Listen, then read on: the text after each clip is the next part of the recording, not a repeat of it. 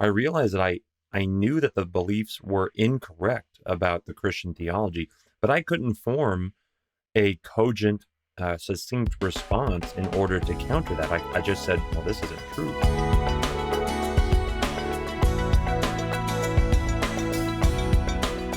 I want to talk about apologetics first. And this is a really interesting topic for you to talk about. I want to start out first with Colossians 2:8.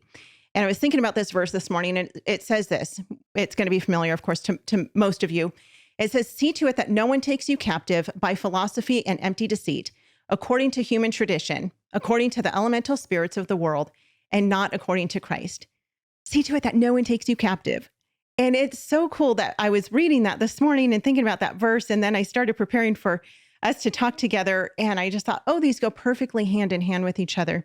And I want you to talk really quickly about a little bit about your past, because you were an FBI special agent. And I think this is absolutely fascinating. I don't think we've ever had an FBI special agent on the podcast with us. But as you were in the FBI, you started to see that there was a really big threat that faced our kids, that we're facing today with our kids. What is that threat? And then let's talk through why teaching our kids apologetics is such an important part of facing this war that we're truly at with our kids. Yes. So I've been in law enforcement for 19 years. I just resigned from the FBI in January of this year to launch this new mission to protect our youth in the digital realm. But you're talking about apologetics. I didn't find apologetics until I was in the FBI. And I feel like I've been a strong Christian for many years since I was a youth. But I was working counterterrorism. I got into the FBI in 2009. And I was working counterterrorism and reading and studying counterterrorism and learning about this, the views within Islam, within radical Islam and then mainstream Islam.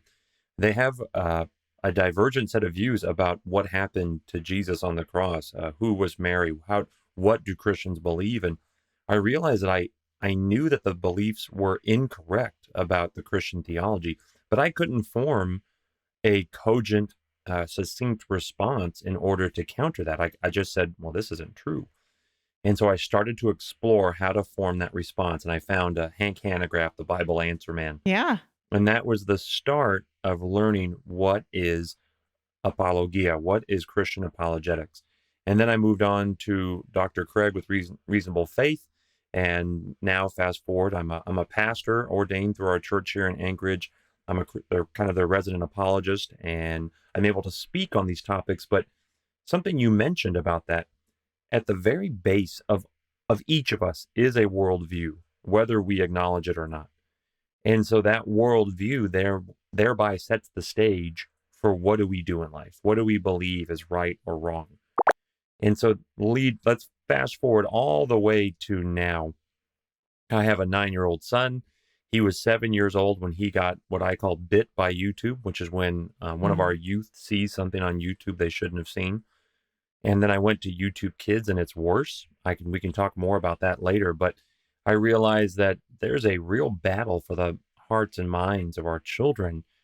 And it all starts with there are opposing worldviews, and other people think this is good for our children. What we may think is not good for our children. And so now we have to decide, what is it that is good for our children to see and hear? And that's what led me down the path of leaving the FBI to fight an even bigger fight, which was to protect our children in the digital realm. As you were studying apologetics, what was the one thing, or maybe couple of things, that just really struck a chord with you, where you went, oh, this is what I need to know. This is why I need to know it. And then passing that on, that desire to pass that on to your son? Well, I as I studied Christian apologetics and was able to then respond to questions that either my fellow Christians had as they walked through their faith, and I could realize I could help buttress their faith. I could strengthen their faith. I could embolden them. And then when the Mormon knocked on the door, when the atheist came, I was able to sit down with them, and I wasn't put off immediately, or my hackles didn't go up in the back of my neck, and I didn't feel threatened. I realized that I could speak with them. I could engage with them, and I had very good evidence to stand on. And so I want other Christians to feel that, that strength in their faith so they can go out and then evangelize without being fearful because they know they've trained. Just like in SWAT. I was in SWAT for many years. If you didn't train, and you got dropped into one of these operations, a high-risk warrant service or something like that, your knees would be shaken and you wouldn't feel prepared. But when you've trained and trained and trained, you know you're ready. And that's how I want our fellow Christians to feel, is ready.